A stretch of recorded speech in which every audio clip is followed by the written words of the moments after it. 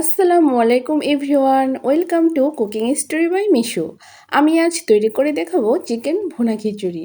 আমি যখন এই খিচুড়িটা রান্না করি তখন বাইরে প্রচণ্ড বৃষ্টি ছিল, তাই খিচুড়ি খেতে মন চাচ্ছিল। তাই ঘরে যা ছিল খুবই অল্প উপকরণে অল্প মশলায় আমি এই খিচুড়িটা রান্না করার চেষ্টা করেছি। আমার মতো যারা খিচুড়ি প্রেমী আছেন তারা কিন্তু খুব সহজে এই রান্নাটা শিখে নিতে পারেন।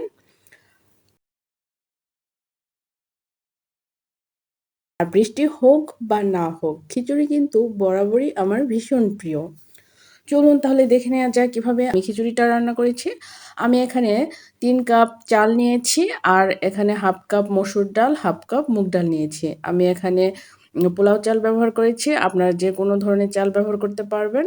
আমি এটা ভালো করে পানি দিয়ে ক্লিন করে নেব, আর পানি ঝরিয়ে আমি এটা চালটা রেখে দিয়েছি এক সাইডে। এবার প্যানে আমি পেঁয়াজ বেরেস্তা করে নেব।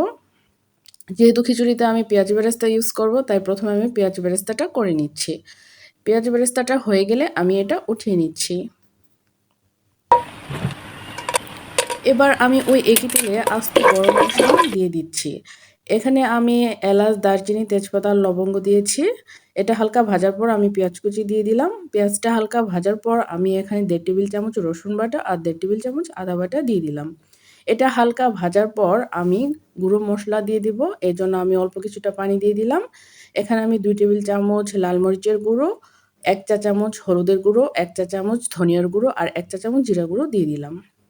এবার আমি মশলাটা ভালো করে কষিয়ে নিব, কারণ মশলা কষানোর উপরেই কিন্তু রান্নার আসল স্বাদ নির্ভর করে। আমি এখানে পানি দিয়ে দিলাম। এভাবে আমি অল্প অল্প করে 3 থেকে 4 বার পানি দিয়ে মশলাটা ভালো করে কষিয়ে নিব। এভাবে যখন উপরে তেল ভেসে উঠবে, এ পর্যায়ে আমি চিকেনটা দিয়ে দিচ্ছি। আর হ্যাঁ, আমি এখানে লবণ দিয়েছি স্বাদ মতো। এটা আমার ভুলবশত কেটে গিয়েছে। আপনারা এখানে স্বাদ মতো লবণ দিয়ে দিবেন। এবার মাংসটা ভালো করে কষিয়ে নেব মশলার সাথে।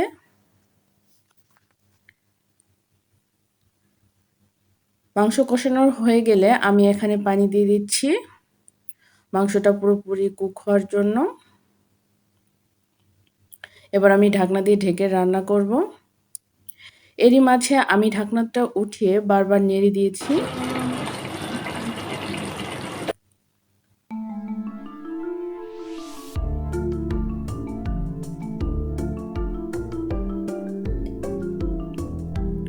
এ পর্যায়ে আপনারা লবণটা টেস্ট করে নেবেন, লবণ লাগলে আরও দিয়ে দিবেন।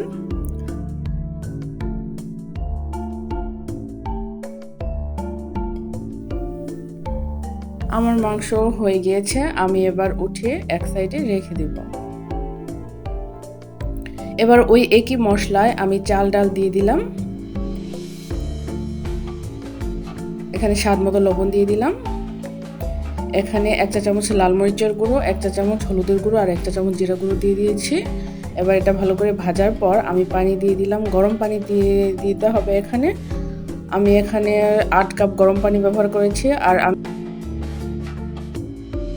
চালটা হয়ে যাবে তখন আমি এখানে পেঁয়াজ বেরেস্তা, 4-5টা কাঁচামরিচ আর গরম মশলার গুঁড়ো আর চিকেন রান্না করে রাখা চিকেনটা দিয়ে দিয়েছি।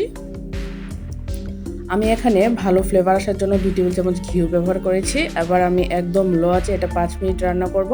5 মিনিট পর আমি ঢাকনাটা উঠিয়ে নিয়েছি। আমার খিচুড়ি একদম রেডি। আমি এবার এটা সার্ভ করছি। তো আমার রেসিপিটা যদি ভালো লেগে থাকে অবশ্যই একটা লাইক দেবেন।